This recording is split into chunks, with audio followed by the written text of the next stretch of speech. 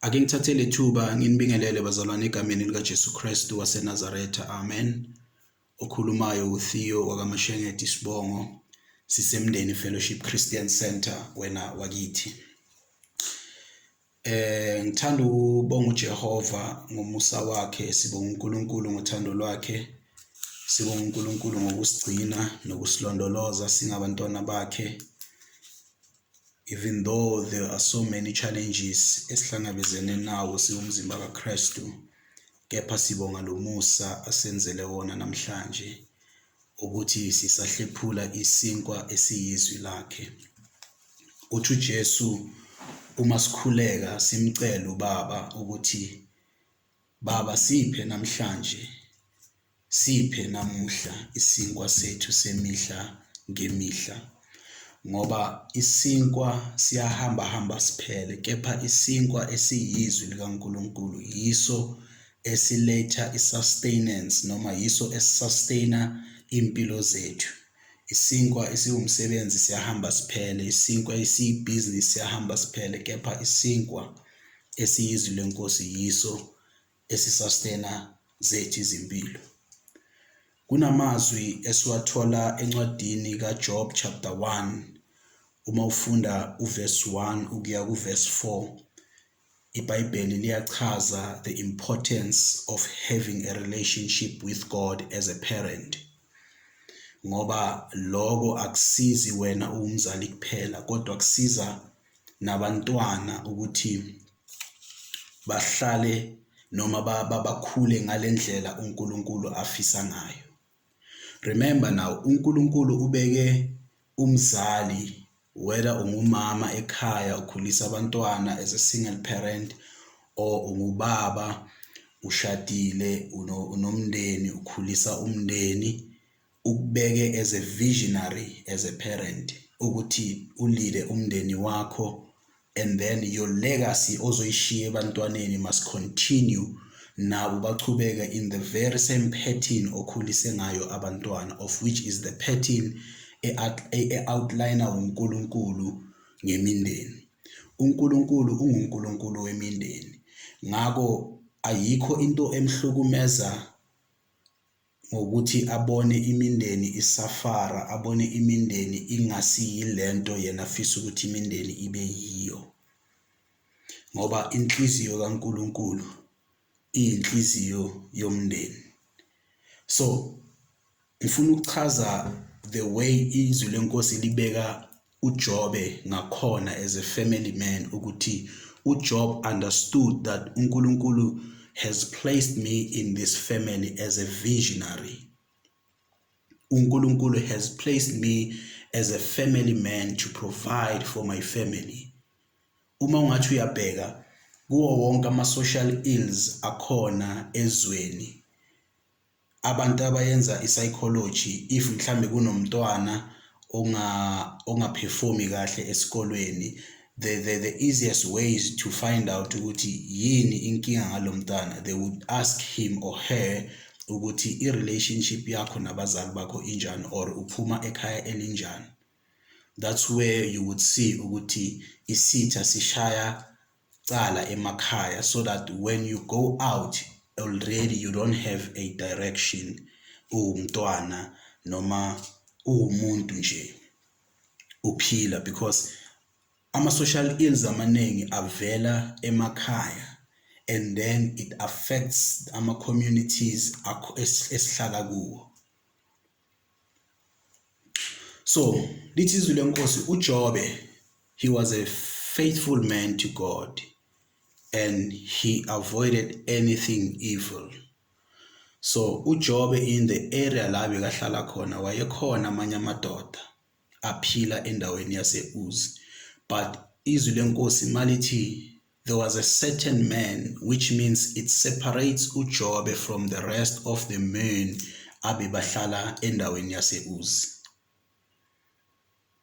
Okusho ukuthi uJobe as a family man, he understood ukuthi I cannot do izinto ezizo disadvantage abantwana bami uNkulunkulu angithembe ngabo, ukuthi ngibalide, or the family uNkulunkulu angibusise ngayo ukuthi ngiyilide and provide for them and do everything uNkulunkulu I expect ukuthi mina as a father ngiyenze as uJobe. So the importance ka verse 1 is to say it is very important for a parent to have a good relationship noNkulunkulu. Meaning a good relationship is, as a parent, sometimes amandla wakho ayaphela ukuthi awazi ukuthi ukhulise kanjani abantwana, noma your way of solving problems in your home mhlambe kungenzeka it's beyond your strength, but uma unobudlelwane noNkulunkulu, uNkulunkulu would give you wisdom, he would give you guidance ukuthi ukhulise kanjani abantwana bakho njengomzali. Lithizwe lenkosi, Job had 7 sons and 3 daughters, and he owned 7,000 sheep, 3,000 camels, 1,000 head of cattle, and 500 donkeys. Now, Job had 10 children in total. So, it is not easy for a parent to raise abantwana ngendlela mhlambe to seek advice from people. Like what I'm trying to say is you need God's wisdom to raise your children. Because remember, whatever you instill in your children would be instilled in the next children's children. And then going forward to the next generation, it is the very same pattern ozokhulisa ngayo abantwana bakho nabo bazokhulisa ngayo abantwana bakho. So the important part of a parent to have a relationship noNkulunkulu ukuthi ukhulise abantwana ngendlela kaNkulunkulu. uPaul uyayichaza indaba yokukhulisa abantwana uthi bazali ningabathukutheleli abantwana, but nenze sure ukuthi nibakhulisa ngendlela kaNkulunkulu. So uma uwumzali ekhaya unganabudlelwane noNkulunkulu, it's not going to be easy for you ukuthi ubone ukuthi sitha si-attack ngani abantwana bakho ekhaya. It is not going to be easy for you to identify ama-spirits mhlambe ahlelwe ukushaya umndeni wakho. So ukuba ne-relationship noNkulunkulu, it helps you as a parent ukuthi ukhona uku-identify any spirits ezikhona in your area or region ezingafuni ukungenelela nasebantwaneni bakho.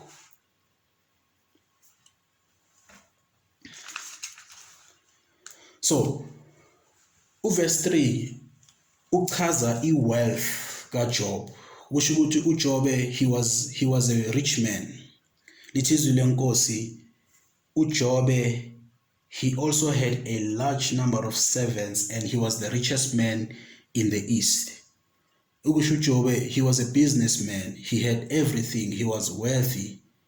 uJobe bekangashodi ngalutho, hence whatever he had akumenzanga ukuthi ashifte ku-position uNkulunkulu ambeke kuyo as a parent, because he knew ukuthi whatever loku enginako or uNkulunkulu angibusise ngako kuvela kuye.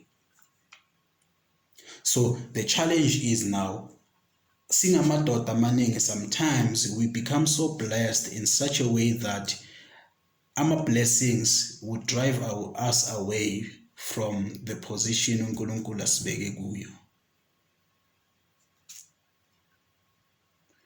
Sometimes kuba nzima because uma kufika isikhathi la sekuthiwa ulahlekele khona umsebenzi, and then sekuyaqala manje kuba yinkinga because you thought maybe umsebenzi wakho would sustain your life, hence uNkulunkulu osustaina impilo yakho, not your position, not your work, not your wealth. uJobe, after losing everything, he remained faithful kuNkulunkulu because he understood ukuthi whatever enginayo it's from God.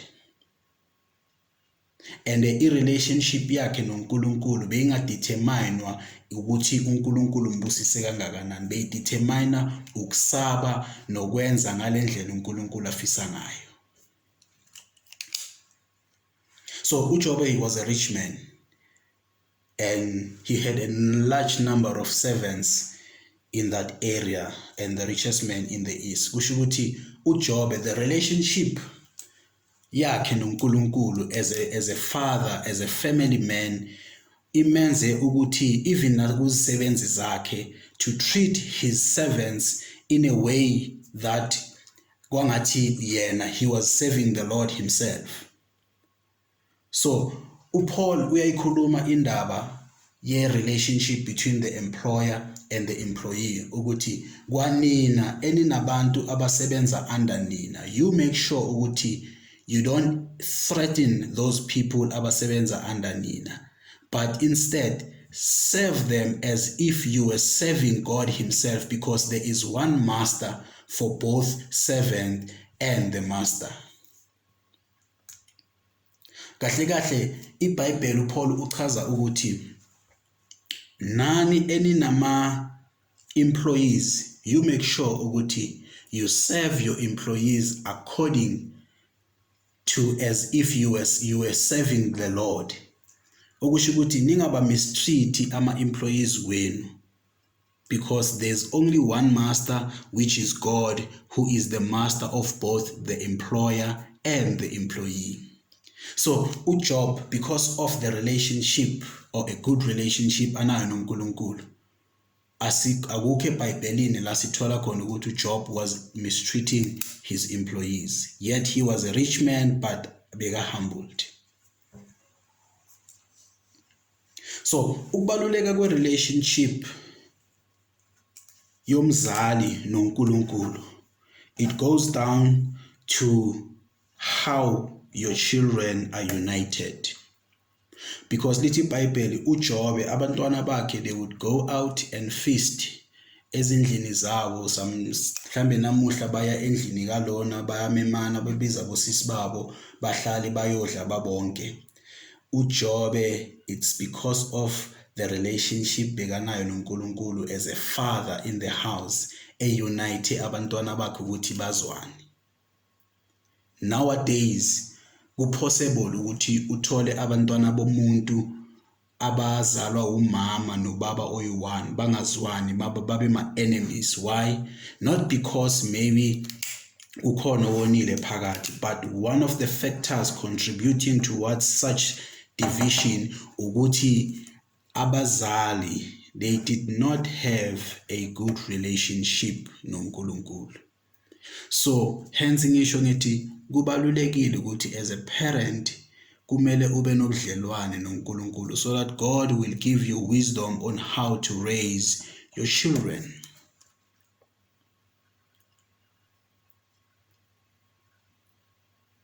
Very important. Lithi izwi lenkosi uJobe njalo abantwana bakhe nabahlangene bayoyenza whatever celebration abebayenza, as a wise father, as a family man, uJobe would wake up in the morning to offer a sacrifice for his children. I-sacrifice yakhona bekungasiwo ukuthi he was trying to buy God's goodness ngabantwana bakhe. No, beka offera i-sacrifice ukuthi hleze Nkosi bakuthukile ngokwenza kwabo unintentionally. So mina ngingubaba, because I understand ukuthi it is the responsibility of a father to sanctify and purify abantwana bami. It is my responsibility ukuthi ngibakhulekele ukuthi mangabe kwenzekile ukuthi bakuthukile Nkosi, mina ngingubaba, I'm standing in the gap, ngithi baxolele.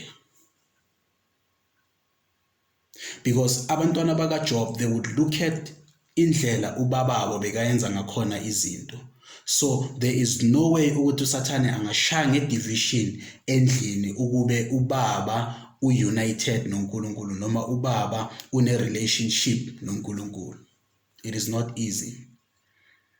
So kahle kahle into ebalulekile kumele sibambe ukuthi as a father in the house, you need to have a relationship noNkulunkulu.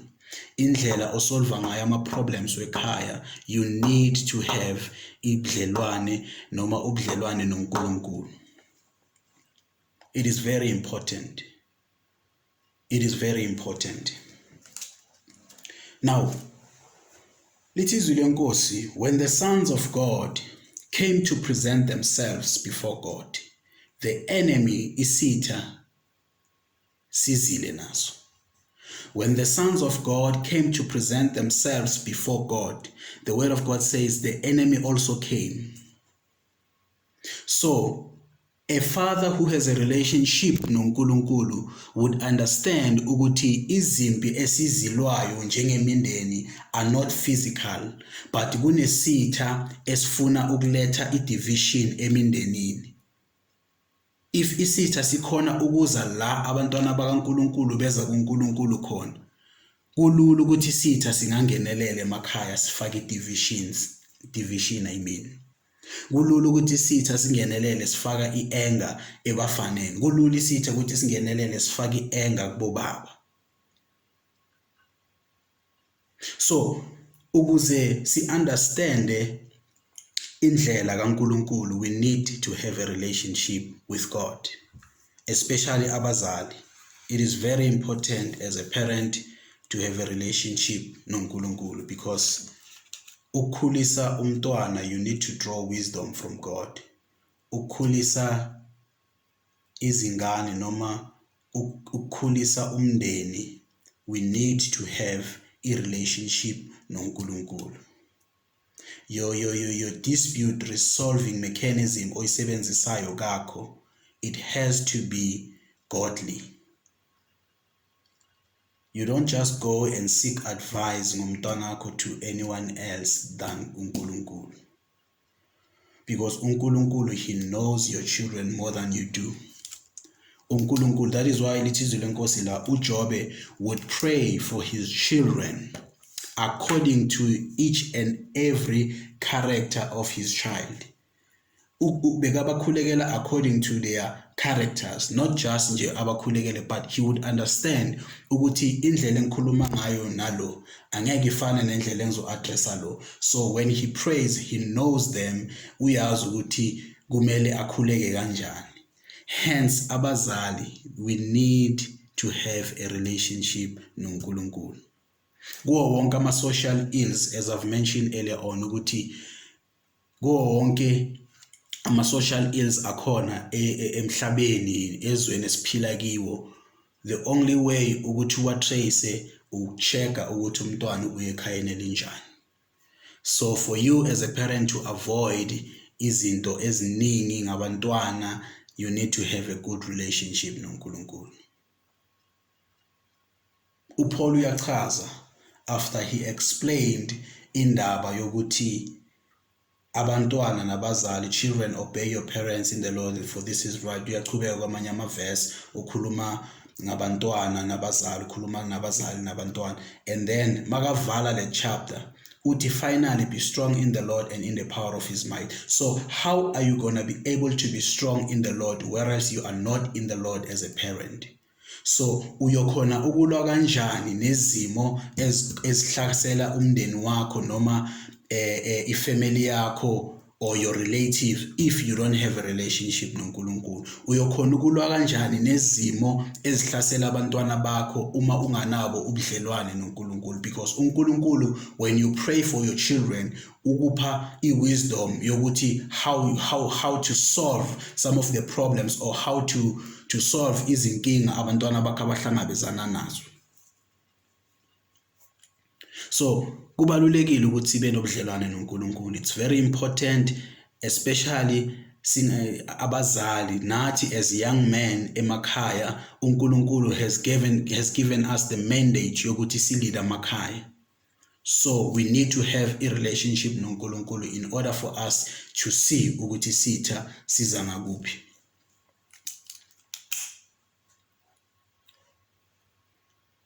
Izwi lenkosi, uJesu ngelinye ilanga ukhipha amadimoni. La madimoni ayaphendula kuJesu ukuthi, you know what Jesu, we don't mind leaving this man. We don't mind ukuthi you can cast us out of this man, but suffer us not to lose the region, suffer us not to lose the whole area. So as a parent, kukunikeza umqondo ukuthi each and every land or region ohlala kiyo, you need to know and identify ama spirits ashaya abantwana noma i-youth yakuleyo ndawo leyo. You need to know and identify ama-spirits ashaya abobaba bakuleyo ndawo leyo. And the only way to identify those spirits, it is for you to have a relationship with God. Some of the problems, we won't have solutions for them because asinabudlelwane noNkulunkulu.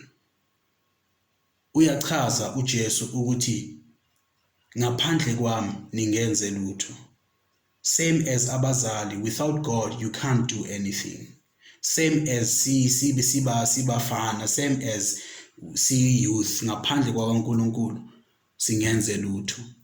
So in essence, i-message ithi it is very important for parents to have a relationship with God, so that whatever loku okuhlele isitha ngomndeni wakho, whatever loku okuhlele isitha ngabantwana bakho, you are able to identify and fight those spirits ezizoyehlela ebantwaneni bakho. The very same mechanism your children will use for the next generations to come.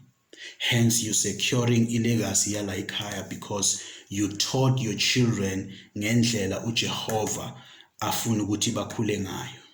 But there's no way you can achieve that if you don't have a relationship with God. uNkulunkulu uthembe wena uwumzali as a visionary ukuthi you have a mandate to take your family from point A to point B, but in the middle there will be challenges, yet you need God to give you guidance in order for you to reach the stage uNkulunkulu afuna ukuthi usireach.